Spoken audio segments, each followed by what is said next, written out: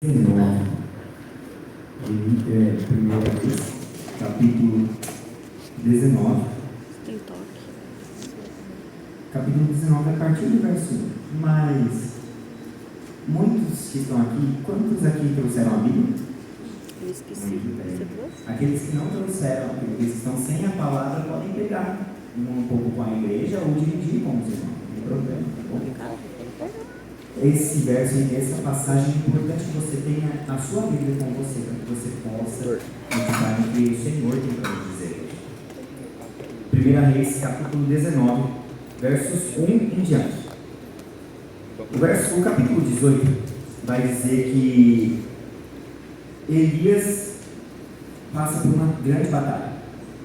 O Senhor, Jeová, Deus de Israel, o Senhor, Criador do céu, da terra, do mar e tudo que neles habita, trava uma batalha contra um Deus chamado Baal, que curiosamente significa Senhor também.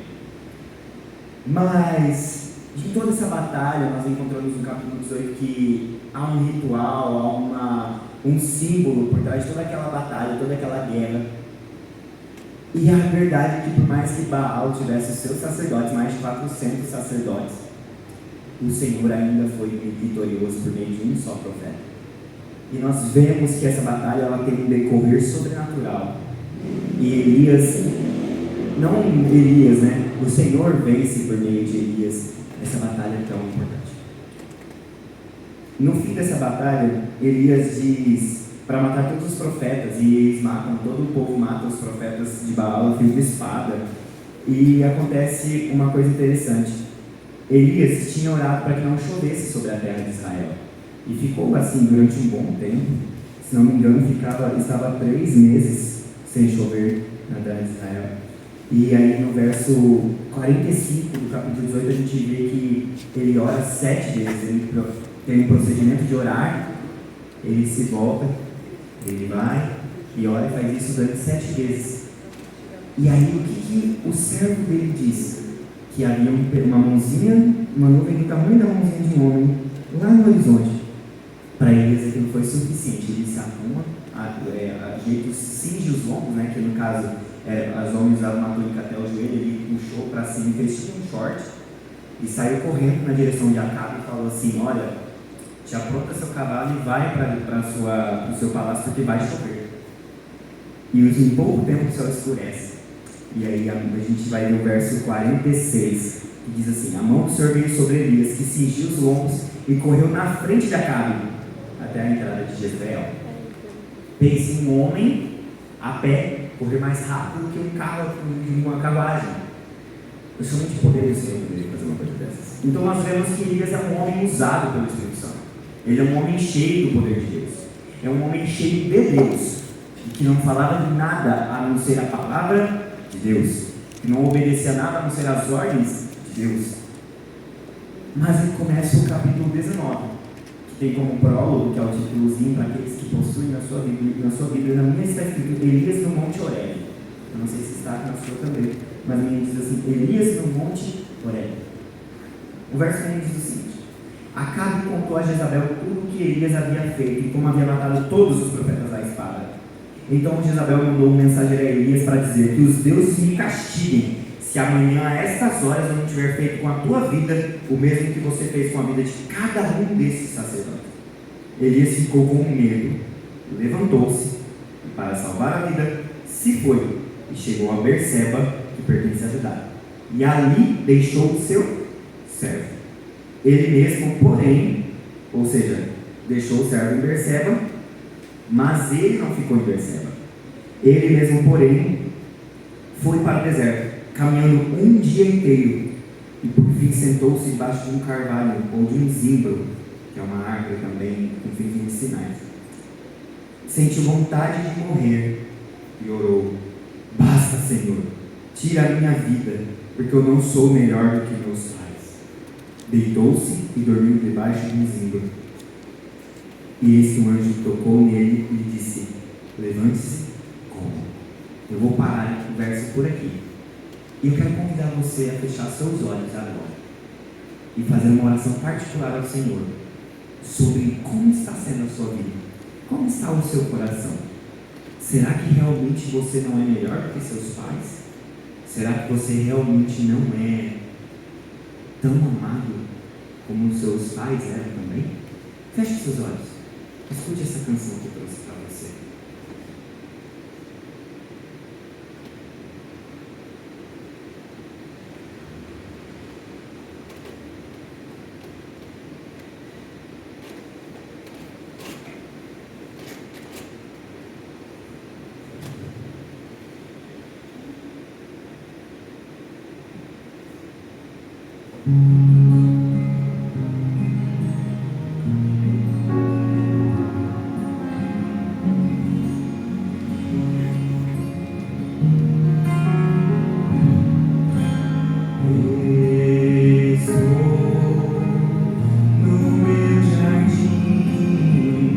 Tranquei a porta, abri meu coração, reguei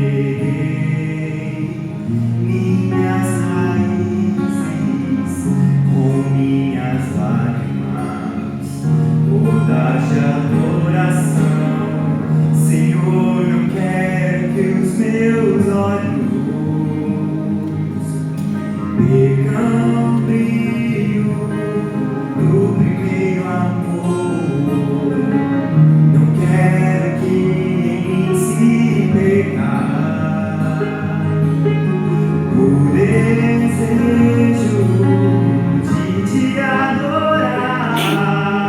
Vem, Senhor, e me resgata todos os dias só pra te adorar. Quero ser teu bom perfume, minha essência, teu jardim particular.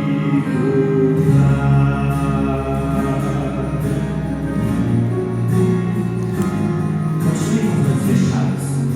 Escute, escute. Estou no meu jardim, tranquei a porta, abri meu coração, reguei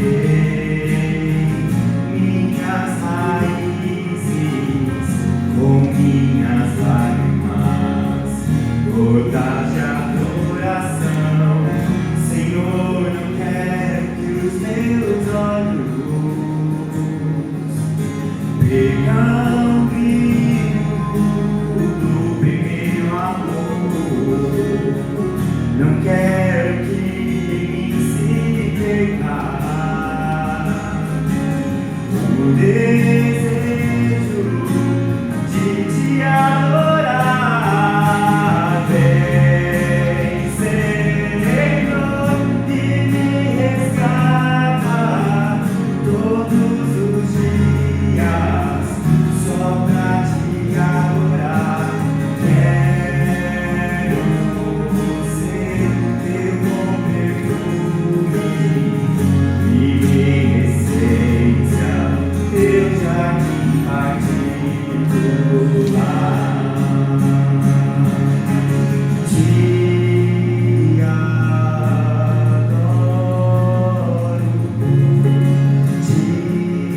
te adoro. Vem sobre mim, Senhor, vem sobre mim, Senhor, vem sobre mim, Senhor, vem sobre mim, Senhor. Te adoro,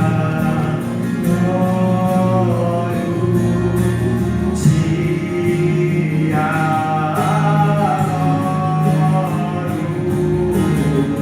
Vem sobre mim, Senhor, vem sobre mim, Senhor, vem sobre mim, Senhor. Vem, Senhor.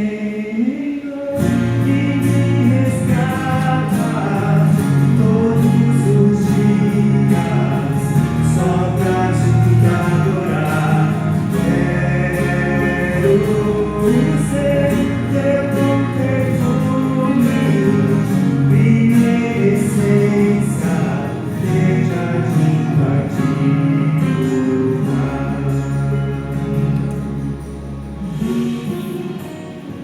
Amém? Amém. Às vezes, queridos, nós passamos pela mesma situação deles. Nós fazemos coisas extraordinárias para Deus e conforme os anos passam, a gente está cheio de fervor, cheio de fogo, cheio de alegria. Mas também há momentos em que você tranca a porta do seu quarto, você senta na cama e fala assim: meu Deus, o que eu faço? E eu confesso que minha garganta não anda muito bem. Não é mais como antigamente. Mas o que o Senhor nos diz por meio da sua palavra, por meio da experiência de Elias? Voltando para o verso 5, a Bíblia diz que ele deitou-se e dormiu debaixo de um zinco. Mas ele sentiu vontade de morrer antes de deitar-se e dormir. Vocês já experimentaram alguma vez a sensação de estar tão triste, mas tão triste que você acaba dormindo? Quantos aqui já tiveram essa experiência? Todos nós já choramos tanto. Chega uma hora que você respirou, quando você piscou, você acordou. No outro dia você acabou dormindo e banhado de lágrimas. Às vezes você vai deitar no travesseiro, sabe que você está úmido e você só acorda no outro dia melhor, não é? Já aconteceu com você de você acordar pior do que antes? Não. Às vezes sim, é possível, mas o Senhor é tão bom que às vezes Ele nos permite, Ele tolera, na verdade, que choremos a noite toda, mas a nossa alegria depois, a nossa paz, ela vem bem cedo quando nasceu o Senhor. Mas Elias olhou e viu, no verso 6, perto da sua cabeça, ou seja, ele estava na pedra, dormiu, provavelmente chorando, dizendo: basta, Senhor, tira a minha vida, porque eu não sou melhor do que meus pais. O que quer dizer isso? O que essa frase quer realmente dizer? Eu fui pesquisar, fui procurar, entender e pedir ajuda para Deus, e percebi o seguinte: não sou melhor do que meus pais. Dá a entender que os pais de Elias também fizeram o que Elias faz. Talvez profetas, não sabemos ainda, não sabemos se eles eram servos de Deus, também como Elias era, mas provavelmente faziam algo que Elias deu continuidade a um legado. Mas Elias se viu incapaz de continuar a obra que os pais dele começaram. E ele chorou, provavelmente triste, deitou-se e dormiu, mas quando um anjo toca nele e fala assim: levante-se e coma, ele olha e vê que perto da cabeça dele, na cabeceira da cama, já tinha o quê? Um pão assado sobre pedras e brasas. Ou seja, não é um pão assado que ficou em cima de uma pedra, é o pão assado. As pedras estavam em brasa e o pão estava quentinho ainda. Ou seja, é como se fosse um café da manhã que tinha acabado de ser preparado. Um pão assado sobre brasas, que é pedras em brasa, e um jarro de água. Comeu, bebeu e voltou a dormir. Preste atenção. Quantas vezes eu vou ler isso aqui? Comeu, bebeu e tornou a dormir. O anjo do Senhor voltou, tocou nele e disse: levante-se e coma, porque a viagem será longa. Então ele se levantou, comeu, bebeu. Olha que interessante. No verso 6 vai falar assim que ele comeu, bebeu e voltou a dormir. Mas como nós temos no verso 8, então Elias se levantou, comeu e bebeu. Dá a entender que na primeira vez ele comeu em pé, ele se levantou para comer, ele tinha forças para estar de pé? Muito provavelmente não. Ele, do jeito que ele estava, ele só tentou pegar o pedaço de pão, que parece que não comeu muito, porque ele teve que levantar uma segunda vez, então ele só comeu e forçou a comer e voltou a dormir. Mas, de novo, dessa vez ele se levanta, come e bebe a água. E com a força daquela comida, caminhou 40 dias e 40 noites. 40 dias e 40 noites. Que pão era aquele, muito provavelmente? Lembra que para Israel no deserto, há uns anos atrás, também tinha pão? E no livro de Salmos vai dizer que Deus alimentou Israel com o pão dos anjos, com a ração, em algumas traduções, né? Ração é uma palavra assim meio baixa, mas com o de jejum, com a comida que os anjos costumavam comer, com o pão do céu. Deus alimentou Israel no deserto. E novamente vem um anjo e traz um pão e fala assim: levante-se e coma, porque a viagem será longa. E ele levanta, come, bebe e caminha 40 dias e 40 noites. A viagem foi longa, não foi? Foi, porque ele deixou o seu servo em Berseba, caminhou um dia inteiro até chegar nesse zimbro que ficava em um deserto. Aqui fala que foi para o deserto, né? E a gente não sabe para qual deserto foi.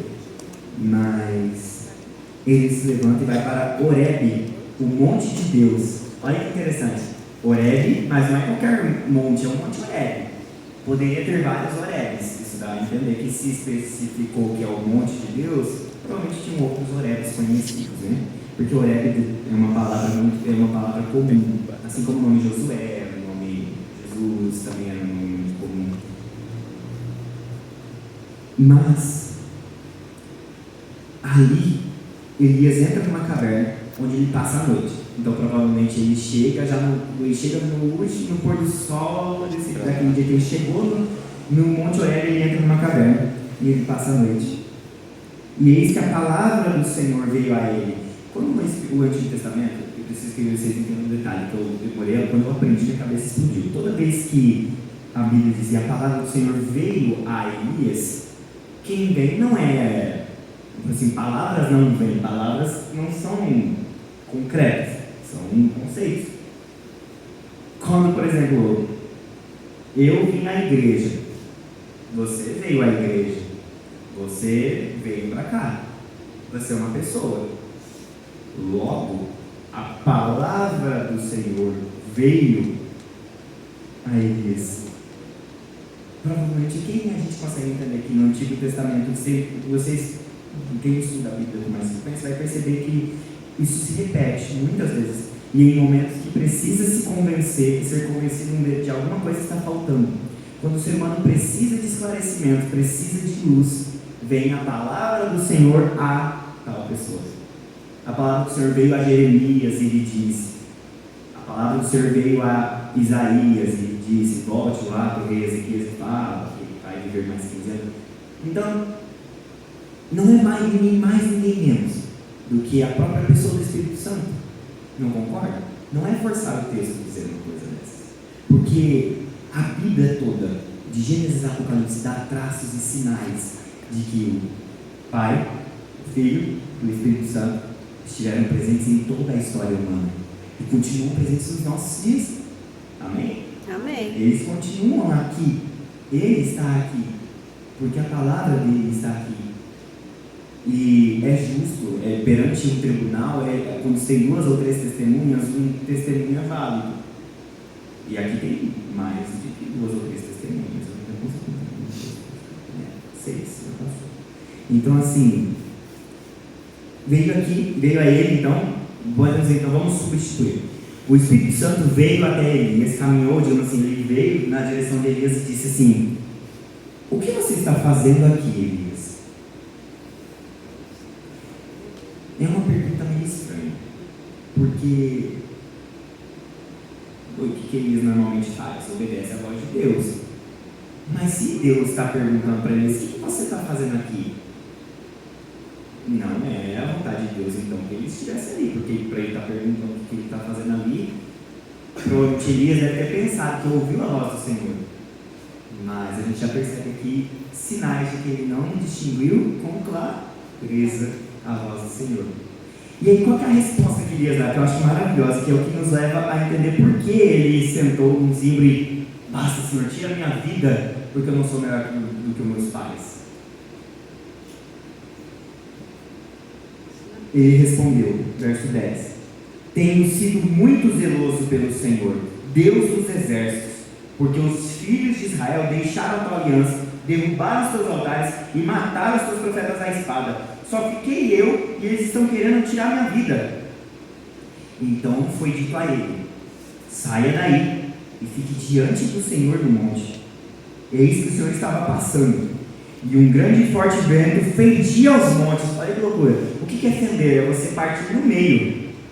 É você, quando a gente tem em Levítico 11, animais com cascos fendidos, normalmente são só dois ladinhos, né? Dois pedaços, quando é cascos fendidos. Então, se o vento fendia aos montes, é porque era um vento muito forte que a gente vê que é o que cortava e dividia as montanhas, né? O vento que corria é aquele vento que deixa aquela sinuosidade entre as montanhas, por exemplo. Vocês sabiam que aquilo dos montes serem ondulados assim é por causa do vento, né? E esse vento forte passa diante de Elias. Ele quebrava rochas, mas aí vai dizer que o Senhor não estava no vento. Depois do vento, houve um terremoto, mas o Senhor não estava no terremoto. Depois do terremoto veio um fogo, mas o Senhor não estava no fogo. E onde está o Senhor então? E depois do fogo veio o som de um suave sussurro.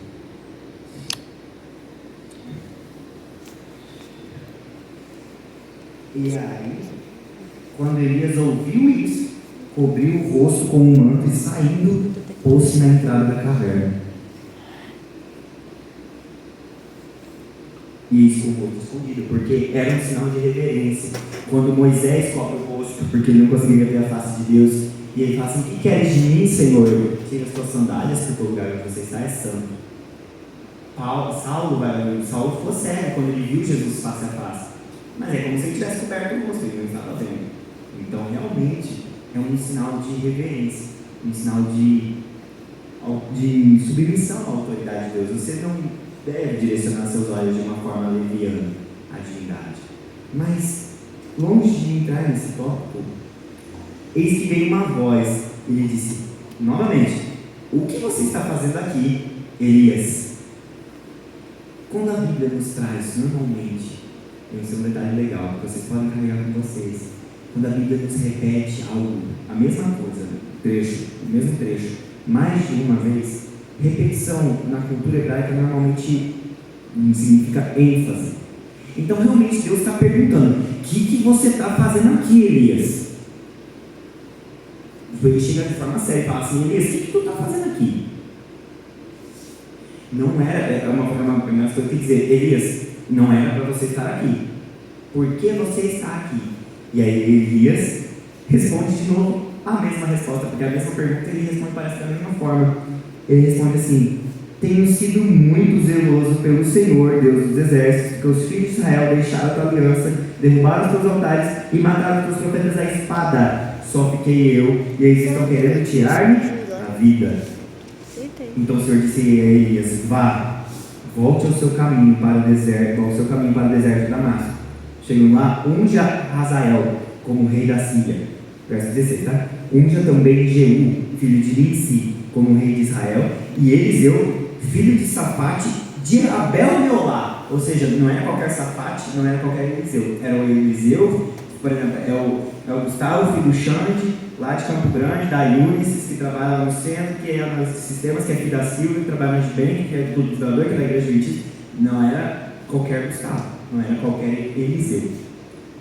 Eliseu, filho de Safate de Abel-Meolá, como profeta em seu lugar. Quem escapar à espada de Hazael, Jeú o matará. Quem escapar à espada de Jeú, Eliseu o matará. Também conservei em Israel 7.000, todos os joelhos que não se dobraram a Baal, e toda a boca que não o beijou. Assim, não beijou a Bíblia vai dizer que não beijou a mão, né? Em algumas outras versões. O que o Senhor então nos traz aqui? E aí, eu até fecharia a Bíblia, mas se você quiser fechar, tudo bem, mas para mim isso responde tudo. A situação de Elias era grave. Jezabel mandou matar todos os profetas que haviam em Israel, todos os profetas do Senhor, Deus verdadeiro. Literalmente mais de 50, mais de 100. E aí havia, inclusive, antes de Elias ir até Acabe e falar assim: nossa, nós vamos duelar no Monte Carmelo, antes de todo esse contexto, ele encontra um servo dele no caminho.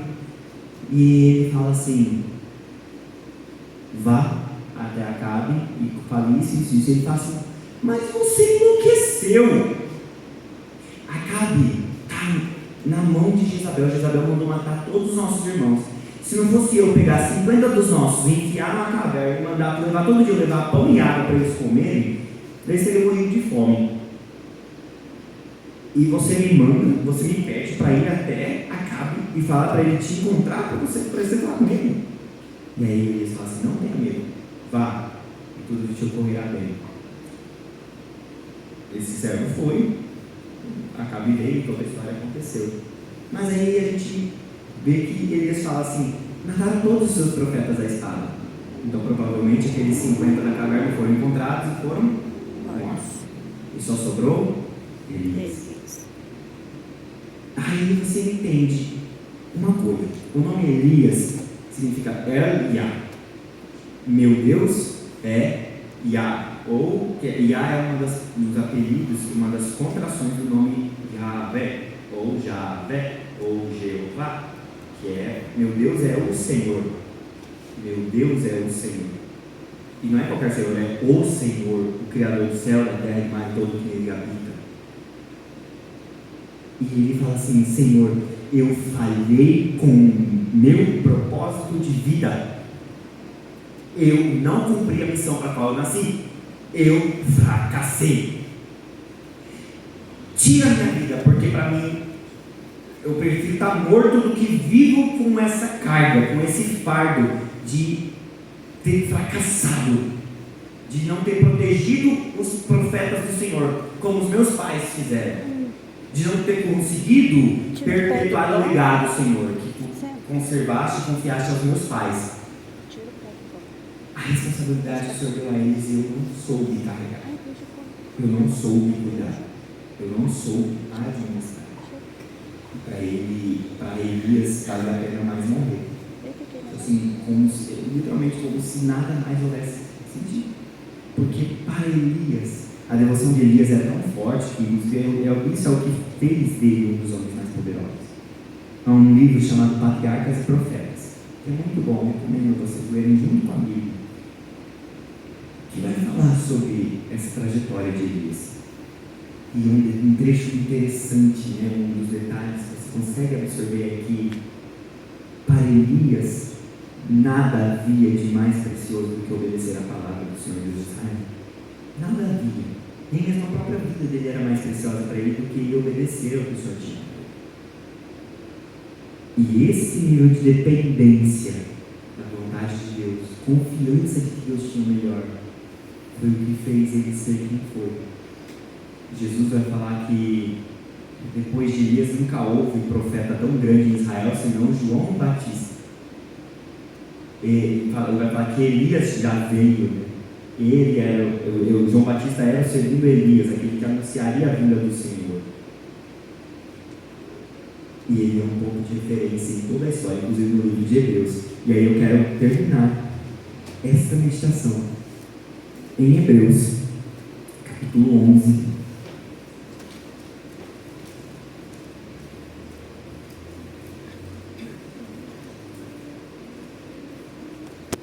Hebreus,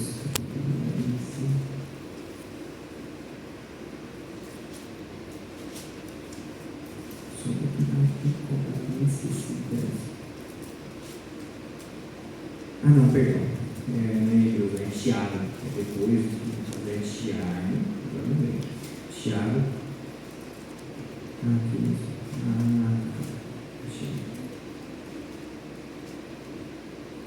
Aqui. Tiago, capítulo 5, versículo 17. Ou melhor, verso 16. Portanto, confessem os seus pecados uns aos outros e orem uns pelos outros, para que vocês sejam curados. Muito pode por sua eficácia. O que é eficácia? Muito pode por ser simples, mas direta. O que é você ser preciso, por exemplo? É você acertar um alvo com menos tentativas. Quanto menos tentativas você chega com a menor quantidade de tentativas possível, você acertar o alvo é precisão. Mas a eficácia é o quê?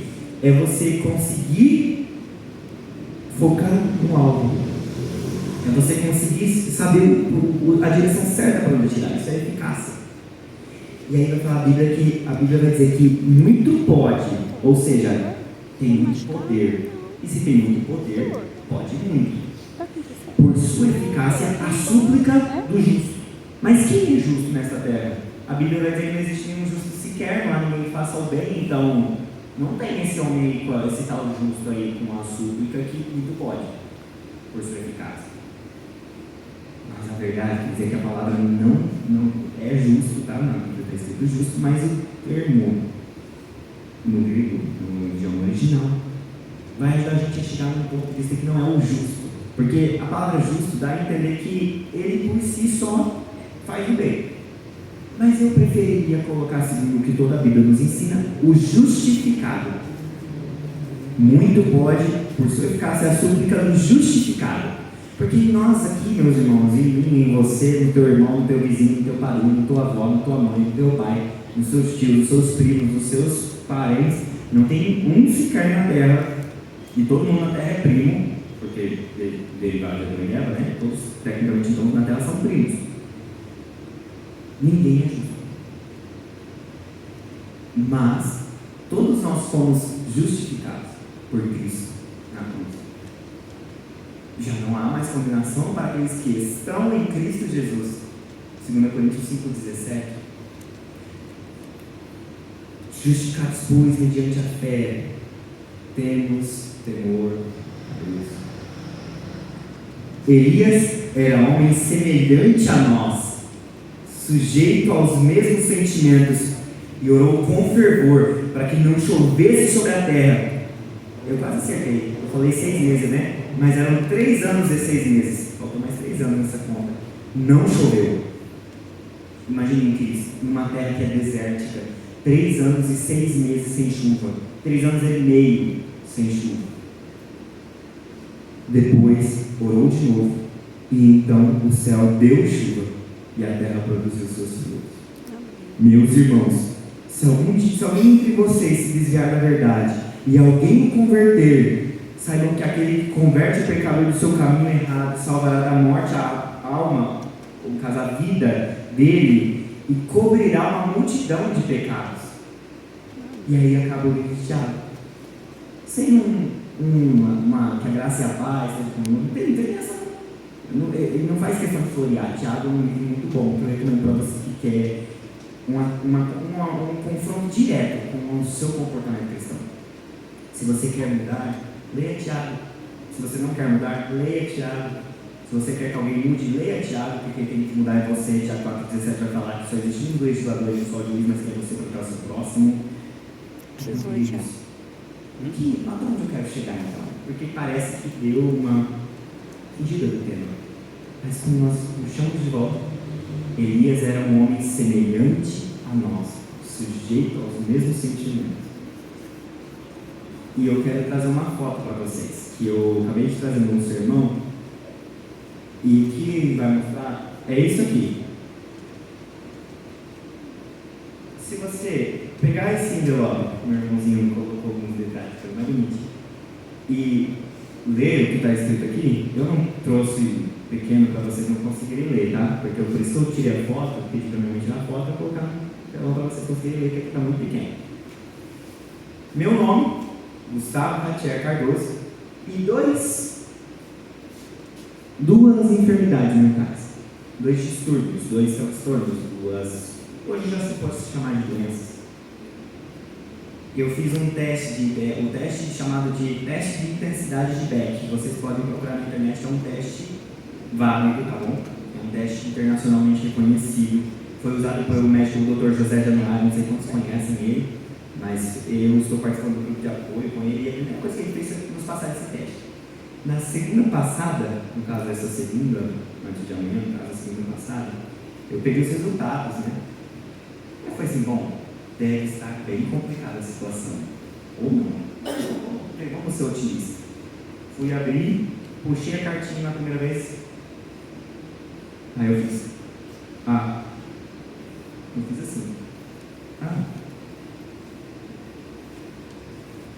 Mas por que eu trouxe isso? Por porque eu me identifiquei com Elias muito antes desse diagnóstico.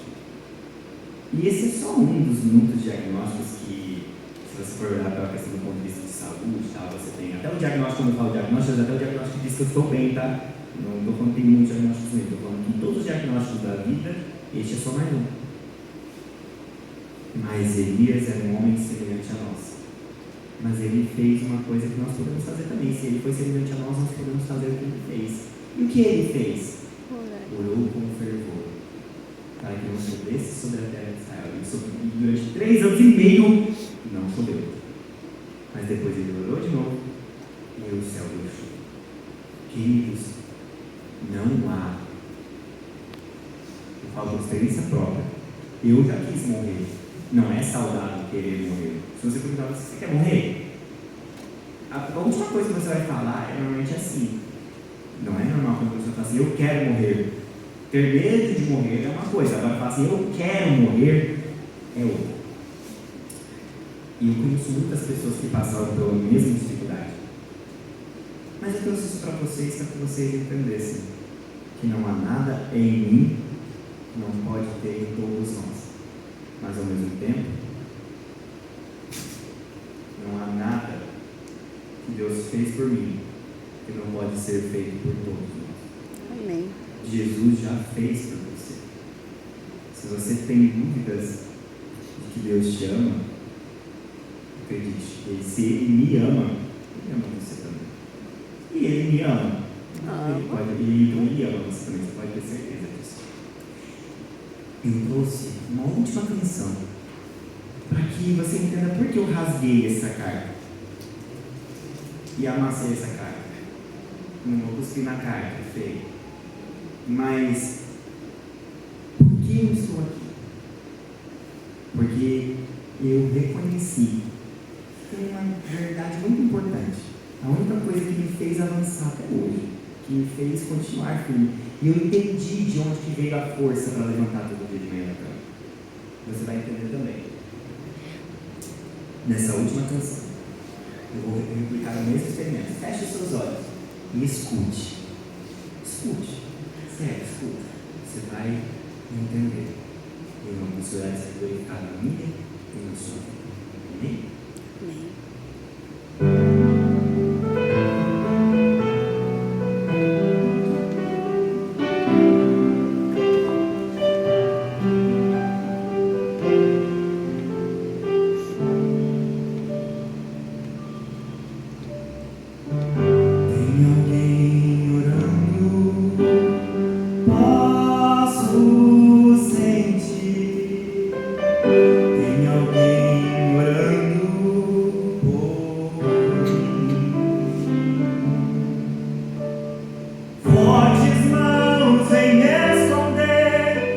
Perigos que eu não posso ver, creio, Senhor, eu creio sim, tem alguém orando por mim.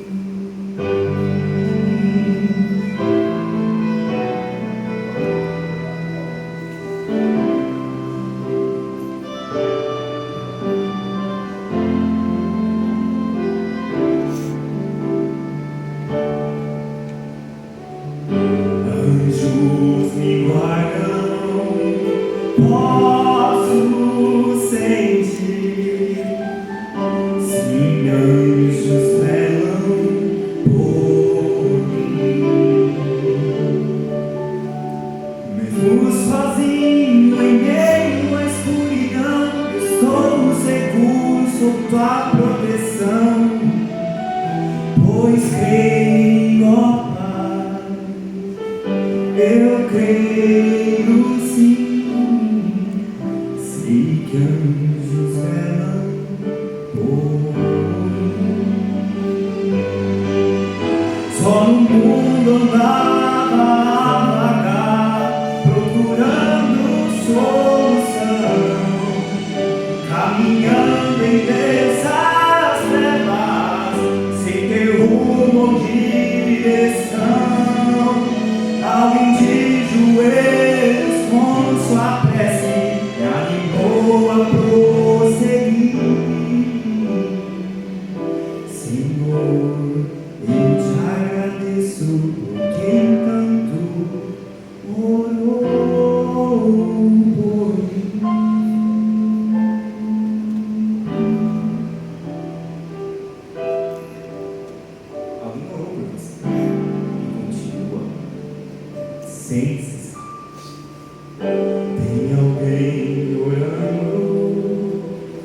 posso sentir. Tem alguém orando por ti. Fortes mãos em me esconder de perigos que eu não posso ver. Creio, Senhor, eu creio sim. Tem alguém orando por mim. Tem alguém orando por mim.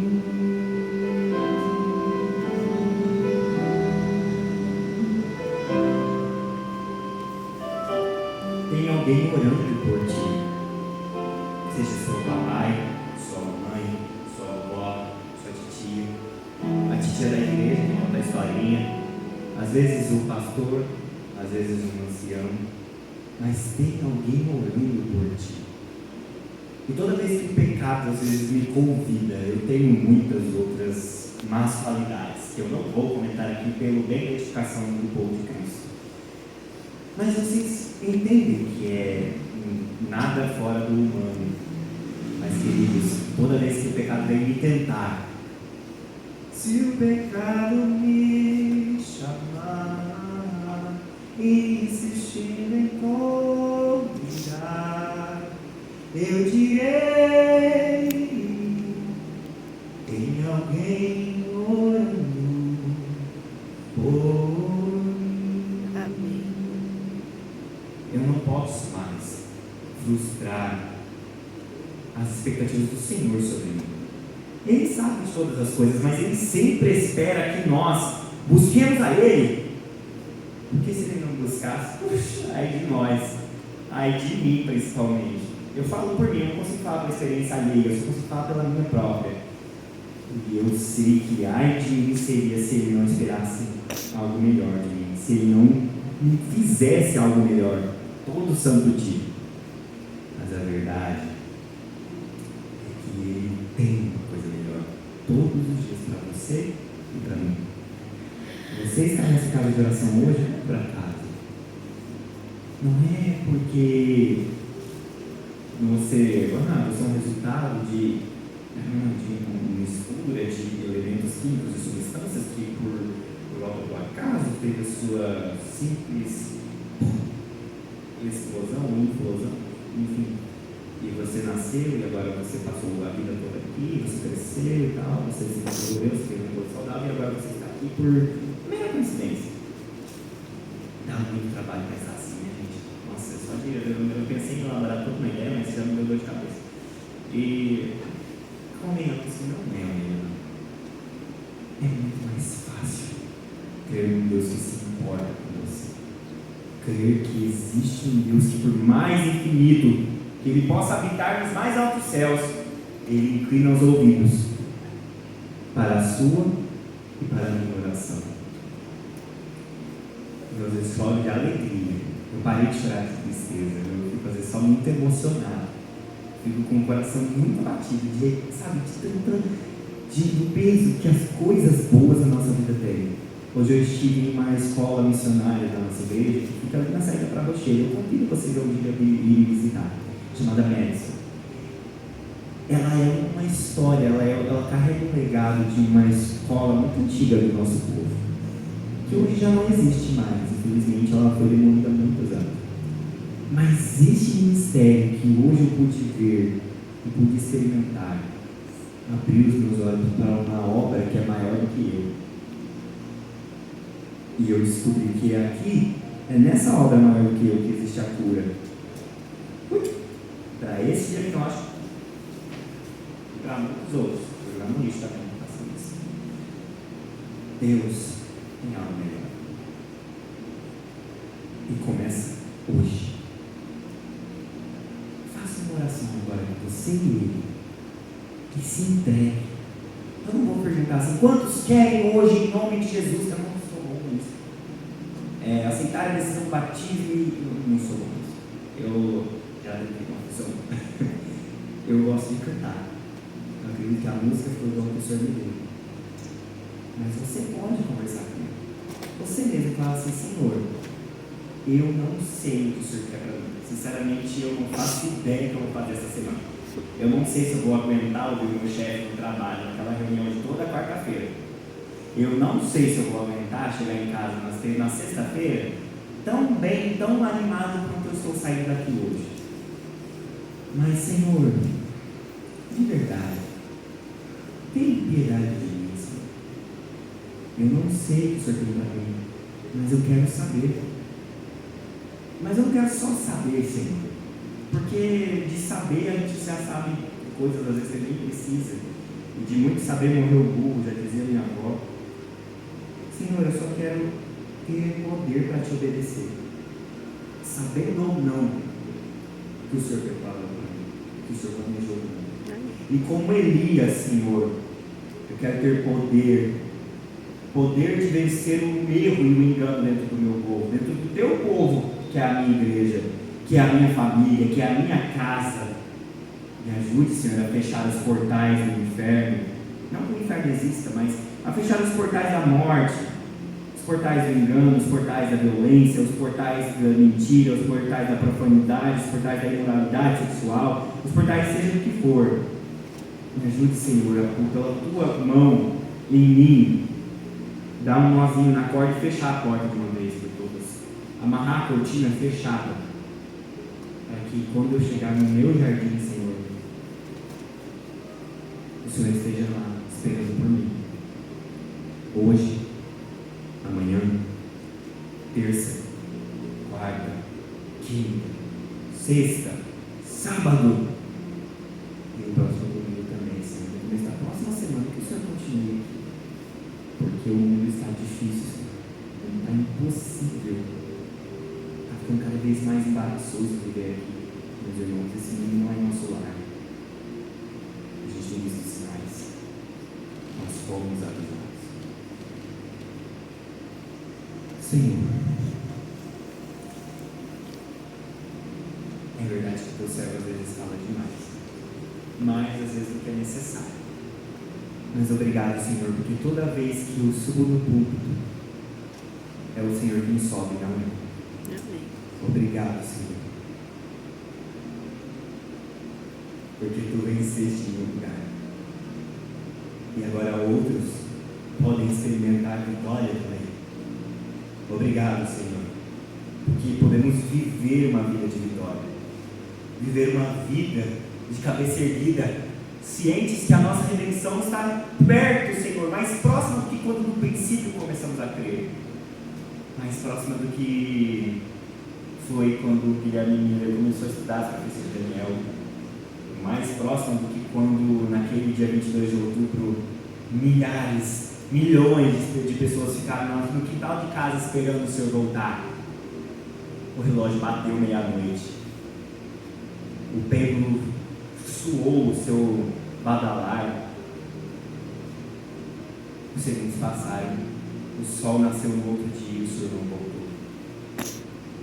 Obrigado, Senhor, porque a sua salvação da nossa vida está mais próxima do que quando, Senhor, John Knox, Jean Calvin, John Huss, tantos outros homens e mulheres na história, Amy Carmichael, Senhor, Jesse Halliwell, Senhor, às vezes até a própria Ellen ou Ellen White, como outros preferem dizer. Tantos homens e mulheres, Senhor, carregaram essa tocha, esse legado, que hoje é nossa responsabilidade, e nós às vezes tratamos como uma coisa leviana, uma coisa corriqueira, uma coisa do dia a dia. Mais uma segunda-feira. Senhor, não é só mais um sábado, não é só mais um domingo, não é só mais um culto, não é só mais uma quarta de oração, não é mais só um culto jovem, não é só mais um consagra Caleb, não é só mais um mutirão de Natal, Senhor, não é só mais vida por vidas, não é só mais uma missão Caleb, não é só mais um calendário que a gente rasga as folhas e vai rasgando as folhas dia após dia, semana após semana, mês após mês, ano após ano, e nada muda. Senhor, não é assim que o Senhor quer que nós vivamos a vida. E eu agradeço ao Senhor porque Tu abriste os meus olhos para isso, porque eu não estava vivendo da maneira que o Senhor tinha planejado para mim. Eu vivia com a cabeça baixa, com os ombros caídos, com os olhos sempre marejados, com olheiras, com dificuldade para dormir, dificuldade para acordar, dificuldade para comer, dificuldade para não comer, vivendo por excessos e faltas, mas muito pouco equilíbrio. Obrigado, Senhor, porque o Teu povo vai em paz para casa, vai em segurança, vai ciente, Senhor, de que não há ninguém, independentemente da idade, que quer seja por idade, Senhor, quer seja por cor, raça, nacionalidade, língua, religião, pouco importa para Ti, Senhor. Não há ninguém nesta igreja e fora dela que não venha a necessitar de Tua graça. Obrigado, Senhor, por isso, porque não tem ninguém que não precise de Ti. Isso significa que estamos bem, que simplesmente estamos salvos, que a nossa salvação já foi dada e garantida na cruz do Calvário, que hoje cabe a nós tomar a decisão do que fazer com essa graça. Se nós vamos crescer no conhecimento dela, ou se nós vamos abandoná-la pouco a pouco no nosso coração, como fez Judas Iscariotes, que foi abandonando, Senhor, os Teus ensinos, abandonando o Teu amor, negando os Seus milagres, questionando, Senhor, a Tua autoridade, até que chegou um ponto que, quando ele foi confrontado diretamente, ele decidiu te trair. Havia chances de traí-lo, claro, assim como existe para mim, Senhor, às vezes. Que às vezes, é claro, eu decido às vezes cair por conta própria, mas o Senhor sempre está ali para me levantar. E obrigado, Senhor, porque nós podemos tomar um rumo diferente. A tocha que os homens e mulheres do nosso povo, da nossa história, que vieram antes de nós, a tocha que eles carregaram, Senhor, tomamos hoje a decisão de, em nome de Jesus, portá-la também em nossa vida. Que este povo erga as mãos em oração, que este povo erga os pés, Senhor, erga a cabeça e fortaleça os joelhos vacilantes e as mãos, os pulsos fracos, para que em todo momento cumpramos a nossa missão e terminemos a obra que o Senhor pediu para começarmos. Nos ajude, Senhor, a Te obedecer, a Te ouvir, a Te amar e a Te escolher, custe o que custar. Nós te pedimos somente isso, Senhor. E todas essas coisas, isso permanece. Fidelidade, Senhor. Fanatismo é querer impor aquilo que não foi revelado, é querer ser defensor de uma verdade que não existe. Mas fidelidade, Senhor, é defender com unhas e dentes, garras, braços, pernas, com a cabeça, com tudo que somos e temos, aquilo que já nos foi dado. E tanta coisa já se foi revelada, Senhor, e às vezes nem vivemos a altura do evangelho que nos foi dado. Nos ajude, Senhor.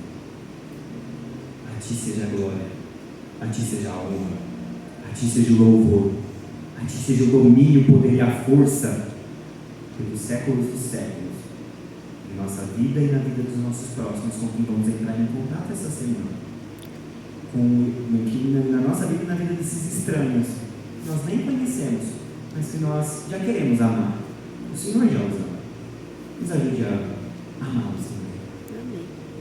São tantos pedidos, Senhor, são tantas petições, porque nosso coração sente desespero diante da necessidade que a gente tem. A gente está muito atrasado. A gente quer fazer valer a pena todo o esforço que a gente faz na nossa vida. Mas é inútil. É trapo de imundícia todo o esforço que a gente aplica sem o Senhor do nosso lado. Então, por favor, Senhor, nós podemos completar a nossa carreira. Basta o Senhor ir com a gente. Nós te pedimos essa presença. Se o Senhor não for conosco, nem nos faça sair deste lugar. A petição de Moisés é a minha, Senhor, para que eu decida pedir também.